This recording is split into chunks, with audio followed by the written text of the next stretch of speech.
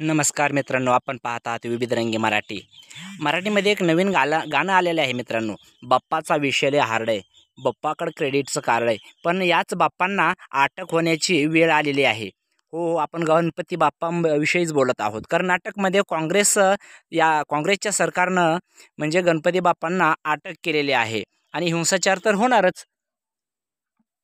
त्याचं झालं असं की चुकीच्या जागेवर गणपतीचं जे आहे ते त्यांनी बसवला होता आणि एवढ्याच कारणासाठी गणपती बाप्पांना अटक करून जे आहे ते पोलिसांनी घेऊन गेलेले आहेत. यावर इंडिया अलायन्सचे ज्येष्ठ नेते सुद्धा मुक गिळून गप्प बसलेले आहेत आणि संजय राऊत एरवी सकाळ सकाळी येतात आणि भाजप विरोधी हिंदू विरोधी धोरणांचा जे अवलंब करतात ते सुद्धा मूक गिळून अगदी गप्प बसलेले आहेत. एरवी हे माझं हिंदुत्व हे खरोखर आहे, भाजपचं खोटं आहे असे सांगणारे उद्धव ठाकरे हे पण या गोष्टीवर काही बोलायला तयार नाही आहेत.